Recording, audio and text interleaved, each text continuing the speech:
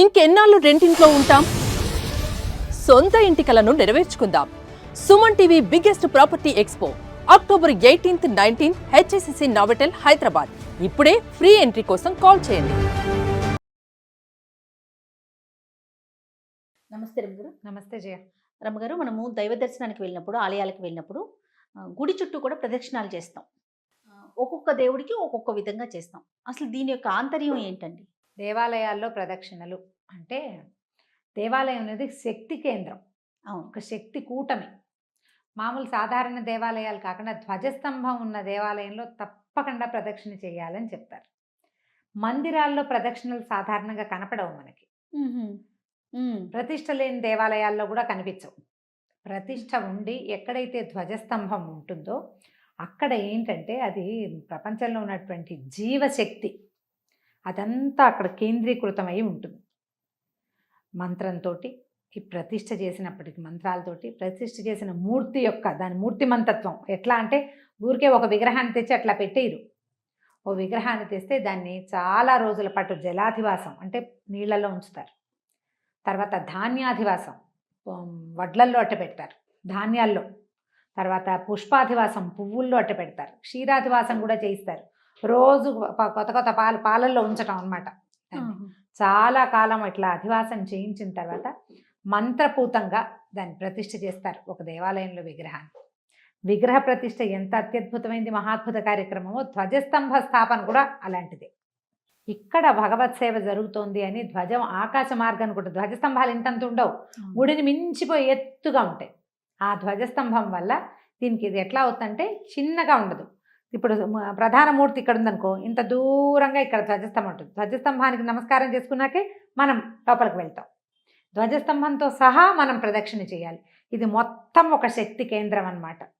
ఈ శక్తి కేంద్రంలో మనం ఇట్లా కనుక ప్రదక్షిణ చేస్తే ఏమవుతుంది, ఒక అయస్కాంత తరంగాలు ఉంటాయి, శక్తి తరంగాలు ఆలయం చుట్టూత.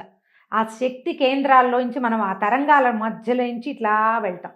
దానివల్ల ఏమవుతుంది, మనలో ఉన్నటువంటి త్రిగుణాలు సత్వరజస్తమో గుణాలు బ్యాలెన్స్ అవుతాయి. ఒక్కొక్క గుణాన్ని వదిలిపెట్టేసి త్రిగుణాతీతుడైన భగవంతుడిని దర్శనం చేస్తాం. భగవంతుడికి సత్వరజస్తమో గుణాలు ఉండవు, మానవ మాత్రలు మనకు ఉంటాయి. మనం వాటిని దాటి భగవద్ దర్శనం చేయాలి. అందుకని ఈ దేవాలయాల్లో చేసే ప్రదక్షిణలు చాలా అత్యద్భుతమైన విషయంగా చెప్తారు. ప్రదక్షిణ చేసి నమస్కారం చేసుకోవటం, లోపల దర్శనం చేయటం. ఒక్కొక్క దేవాలయంలో ఒక్కొక్క విధి చెప్తారు. శివాలయంలో కూడా శివాలయంలో ఒక ప్రత్యేకమైన విధానం ఉందంట. ప్రత్యేకమైన విధానం. సాధారణ దేవాలయాలు మామూలుగా అయ్యవారు మన విష్ణు ఆలయం కానీ, అమ్మవారి ఆలయంలో, వినాయకుడు దేవాలయంలో, ఆంజనేయ స్వామి దేవాలయంలో ధ్వజస్తంభం దగ్గర తొలిత ధ్వజస్తంభాన్ని పైకి తలెత్తి చూసి ధ్వజస్తంభాన్ని చూడడం, ముట్టుకునే అవకాశం ఉంటే ధ్వజస్తంభం మీద చేతులానించి నమస్కారం చేయడం. అక్కడి నుంచి మనం కుడివైపుగా ఇలా తిరుగుతాం, ప్రదక్షిణ మార్గం ఇలా తిరిగి మళ్ళీ ధ్వజస్తంభం చుట్టుకుని తిరగాలి మొత్తం. ఈ మూడోసారి కూడా మనం ధ్వజస్తంభాన్ని కంటే ముందు నుంచి వెళ్ళిపోకూడదు, ధ్వజస్తంభాన్ని దాటి మనం లోపలికి వెళ్ళాలి. ఇదొకటి. అక్కడి నుంచి కొన్ని చోట్ల అంతరాలయంలో మనం గర్భాలయంలో తిరిగేందుకు కూడా అవకాశం ఉంటుంది. ఈ తిరిగేటప్పుడు భగవంతుడికి ఎదురుగుండా వారి యొక్క వాహనాలు కనపడుతుంటాయి మనకి. ఇలా మన పరమేశ్వరుడి శివాలయంలో ఏమో నందీశ్వరుడు కనిపిస్తాడు, కొన్ని అమ్మవారి ఆలయాల్లో సింహం కనపడుతుంది, ఆంజనేయ స్వామి ఆలయాల్లో ఒంటె కనపడుతూ ఉంటుంది. మధ్యలోకి వెళ్ళకూడదు, స్వామికి ఆ వాహనానికి మధ్యలో నుంచి వెళ్ళకూడదు. ఆ వాహనం ఏంటి తదేకంగా భగవంతుడిని దర్శించుకుంటూ ఉంటుంది. నందీశ్వరుడు శివుడికేసి తాదాత్మ్యంగా చూస్తుంటాడు తదేక దృష్టితో, వారి మధ్యలోకి వెళ్ళకూడదు. అందుకని ఏం చేయాలి, ఇప్పుడు ఆ విష్ణువాలయాలు ఎదురుగుండా గరుడాళ్వారి విగ్రహం ఇది కానీ ఆంజనేయ స్వామిది కానీ కనపడుతుంది. అప్పుడు కూడా మనం ఏం చేస్తాం, మొత్తం చుట్టుకుని వస్తాం. అవును, వీరి మధ్యలోకి రాకూడదు, ఆ మధ్యలో నిలబడకూడదు. మనం స్వామికి ఎదురుగుండా నిలబడితే మన వెనకాల ఆంజనేయ స్వామి మన వీపు చూడకూడదు. అందుకని పక్కకి తిరిగి కూర్చుంటాం. దేవాలయాల్లో గమనించండి, సైడ్కి ఇట్లా ఇలా నిలబడతాం. ఎదురుగుండా స్వామి ఉంటారు, ఇక్కడేమో ఆ వాహన ఎవరైతే ఈ ఎవరు అక్కడ ఉంటే అంటే గరుడాళ్వారు ఉంటారా, ఆంజనేయ స్వామి ఉంటారు, వాళ్ళు నేరుగా భగవద్ దర్శనం చేసుకుంటూ ఉంటారు. వాళ్ళని డిస్టర్బ్ చేయకుండా మనం పక్కన నుంచి ఉంటాం. ఓకే అండి, అడ్డు తొలగండి అని చెప్తారు. వారిద్దరి మధ్యలోకి వెళ్ళకూడదు. ప్రదక్షిణ మొత్తానికి చేస్తాం. అయితే ఇప్పుడు మామూలు ఆలయాల్లో ఇలా ప్రదక్షిణం చేస్తాం. శివాలయాల్లో ఒక ప్రత్యేకమైన విధానం ఉంటుంది. నందీశ్వరుడికి నమస్కారం చేసి నందిని పలకరించాలి ముందు. అప్పుడు స్వామిని లింగస్వరూపం స్వామివారిని దర్శనం చేసి అప్పుడు ప్రదక్షిణ మొదలు పెట్టాలి. దర్శన అంతరాలయ ప్రవేశం చేయకర్లా. నందీశ్వరుని మీద నుంచే మనం ఇట్లా చూస్తాం కదా. అవునవును. నందీశ్వరుని ఆయన వెనకాల భాగాన్ని ముట్టుకుంటూ కుడి చేతితోటి శృంగాల మీద అది ఆయన 2 కొమ్మల మీద వేళ్ళుంచి కొమ్ముల మధ్యలో ఏంటంటే నంది స్వామి. ఎలా చూస్తున్నాడో అట్లా మనం చూస్తామన్నమాట. అవును అవును. నందీశ్వరుడు తన కొమ్ముల మధ్య కింద ఉన్నాయి కళ్ళు, మనం ఆ కొమ్ముల మధ్యలో నుంచి చూస్తాం. దర్శనం అయిన తర్వాత అప్పుడు ప్రదక్షిణ మొదలు పెట్టాలి. అది ఎట్లా వెళ్తాము? ఒక రౌండ్ సగమే వెళ్ళేది, వెనక భాగాన్ని దాటి మళ్ళీ అవతల వైపుకి ఎడం వైపుకి తిరగంగానే అక్కడ సోమసూత్రం అని ఉంటుంది. సోమసూత్రం అంటే గుడి లోపల చేసేటువంటి అభిషేక తీర్థము బయటికి వెళ్ళే మార్గం. అవును. దాన్ని దాటకూడదు. అది చండీశ్వర క్షేత్రం. చండీశ్వరుడు ఉంటాడు.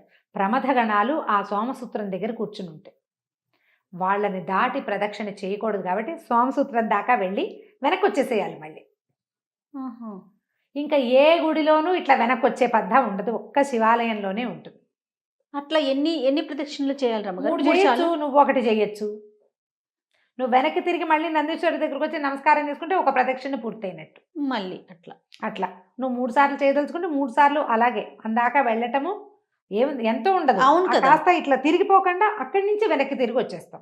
అది అప్రదక్షిణం అవుతుందని భావించక్కర్లేదు. శివాలయంలో ఆ విధానం ఉండదు. మిగిలిన అన్ని దేవాలయాల్లోనూ మనం సంపూర్ణంగా తిరుగుతాం. సంపూర్ణంగా ధ్వజస్తంభంతో సహా వాహనం కానీ, స్వామివారికి ఎదురుగుండా ఉన్నటువంటి క్షేత్రపాలక స్వామి కానీ, ఆయనకి ఎదురుగుండా గరుత్మంతుడు ఉంటాడా లేకపోతే ఆంజనేయ స్వామి ఉంటాడో వారిని దాటుకుని తిరిగి వస్తాం. వాళ్ళు కూడా లోపలే ఉంటారు. ఇట్లా మనం ప్రదక్షిణ చేసేటప్పుడు ఇతరులతో మాట్లాడడం కానీ పరిగెత్తడం కానీ గబగబా చేసేయకూడదు. ఒక నిండు గర్భిణి నీళ్ల పాత్ర పట్టుకుని నడిస్తే ఎలా నడుస్తుందో అట్లా అడుగులో అడుగు వేసుకుంటూ వెళ్ళాలి. మనం ఇవి చేసే ప్రదక్షిణ మనలో ఉన్నటువంటి దుర్గుణాలని, త్రిగుణాలని, మన సమస్యలని, జీవితం పట్ల ప్రపంచం పట్ల మనకున్న భయాలని తొలగదీసుకోవటం కోసం. ఇది ప్రదక్షిణ చేస్తున్నంతసేపు అక్కడ ఉన్న శక్తి నుంచి మనం గోత్రు అవుతున్నాము అనే గమనంతో ఏదైనా నామోచ్చరణ ఏదైనా చేయటం, ఒక శ్లోకాలు చదువుకోవటమో, స్తోత్రం చదువుకోవటమో, భగవన్నామ సంకీర్తనో చేస్తూ 2-3 వెళ్తే మనం కబుర్లు చెప్పుకుంటూ చేయకూడదు. సినిమాటిక్ మాటలు చేయకూడదు.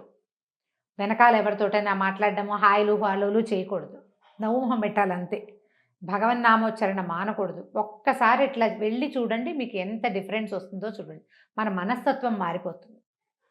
పరిగెత్తుకుంటూ ఆగమేఘాల మీద వెళ్ళటము, భార్యాభర్త చేతులు పుచ్చుకు వెళ్ళటము అలాంటివి చేయకూడదు.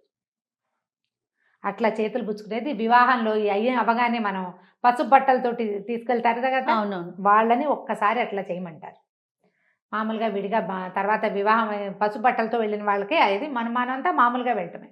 అక్కడ చేతులు పట్టుకోవటాలు అవి చేయకూడదు. జీవుడు ఎవడి దారి వాడిదే. అక్కడ నువ్వు ఎంత బాగా భగవన్నామోచ్చరణ చేస్తావో, ఎంత శ్రద్ధగా ప్రదక్షిణ చేస్తావో నీకు ఫలితం అంత బాగుంటుంది.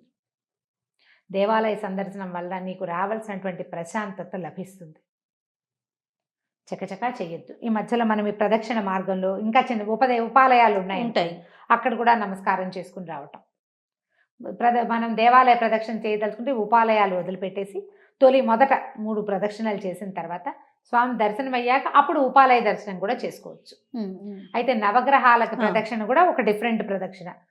అదేంటంటే మన గ్రహ బాధలు ఉంటే మనకి ఈ గ్రహానికి ఇన్ని అని లెక్క ఉంటుంది. సాధారణంగా మనం 3 ప్రదక్షిణలు చేస్తాం ప్రతి చోట. తర్వాత ఆంజనేయ స్వామికి 9, 11, 40 ప్రదక్షిణలు, కొన్ని చోట్ల 108 ప్రదక్షిణలు. ఈ అమ్మవార్లకి రమ్మగారు అమ్మవారికి కూడా 9, 3 మామూలుగా చేయటం.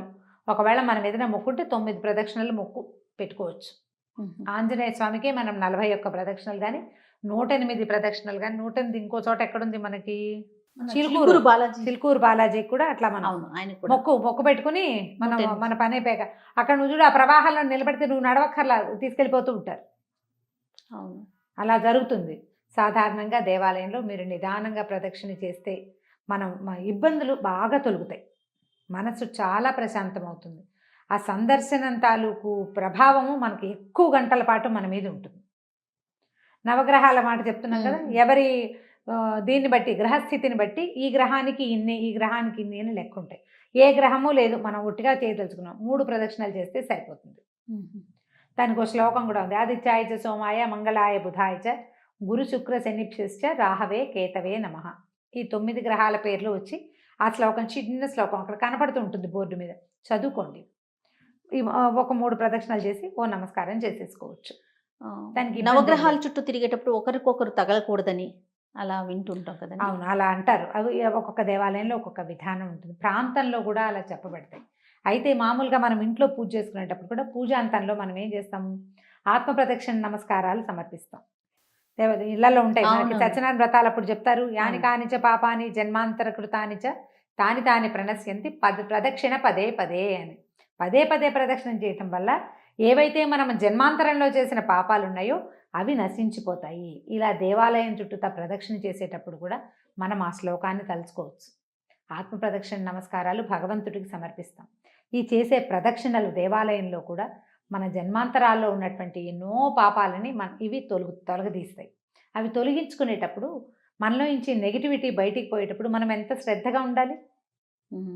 ఆ శ్రద్ధగా గనక ప్రదక్షిణ చేస్తే మీరు 3 చేసినా అత్యద్భుతమైన ఫలితం లభిస్తుంది. శ్రద్ధ ముఖ్యం. శ్రద్ధ చాలా ముఖ్యం. దాంతోపాటు దైవనామం ఏదైనా నామస్మరణ చేసుకోవటం. ఆంజనేయ స్వామికి చేసేటువంటి 21 కానీ లేదా 40 కానీ ప్రదక్షిణలు చాలా విశేషమైన ఫలితాన్ని ఇస్తాయి. భయాన్ని పోగొడతాయి, గ్రహపీడల నుంచి బయటపడేస్తాయి. ఏదైనా భూత ప్రేత పిశాచాది బాధలు ఉంటే వాటి నుంచి బయటపడేస్తాయి. ఆయన ప్రదర్శన ముందు చేసే వాటికి ఏం చదువుకోవాలి రమ్మగారు? ఆంజనేయ స్వామికి ఆంజనేయ ఒక స్వామి. ఆంజనేయ స్వామికి 100 కొద్ది శ్లోకాలు ఉన్నాయి. దండకం నోటికి వస్తే దండకం నోటికి రావద్దు. అవును. సింపుల్ శ్లోకాలని అంజనానందనం వీరం జానకీ శోకనాశనం కపీసమక్షహంతారం వందే లంకా భయంకరం. చిన్న శ్లోకం కదా, చక్కగా చదువుకోవచ్చు. 10 వదల కొద్దీ ఉన్నాయి. ఒక్క శ్లోకం నేర్చుకున్న ఆ ఒక్క శ్లోకంతో చేయొచ్చు. మీకు ఇంకా బెస్ట్ మెథడ్ చెప్తాను. ఆంజనేయ స్వామికి ప్రదక్షిణం చేసేటప్పుడు శ్రీరామ శ్రీరామ శ్రీరామ శ్రీరామ. అవునండి. ఇక ఆంజనేయ స్వామి శ్లోకం అక్కర్లేదు. ఆ ఒట్టి శ్రీరామతోటే ఆంజనేయ స్వామి మీతో పాటే ప్రదక్షిణం చేస్తూ మీ ఇంటికి వచ్చేస్తాడు. జీవితంలో ఉన్న భయాన్ని పోగొట్టుకోవాలంటే ఆంజనేయ స్వామికి ప్రదక్షిణాలు చేయాలి తప్పకుండా. దేవాలయంలో చేసే ఏ కార్యమైనా కూడా మంచి ఫలితాన్ని ఇస్తుంది. ఎందుకంటే అక్కడ పవర్ ఏమనాలంటే దాన్ని పవర్ బ్యాంక్ కాదు, పవర్ హౌస్ అది. దేవాలయం అందుకే మంత్రంతో కదా నిర్మించబడుతుంది. ఇంట్లోకి దేవాలయానికి ఉన్న తేడా అదే.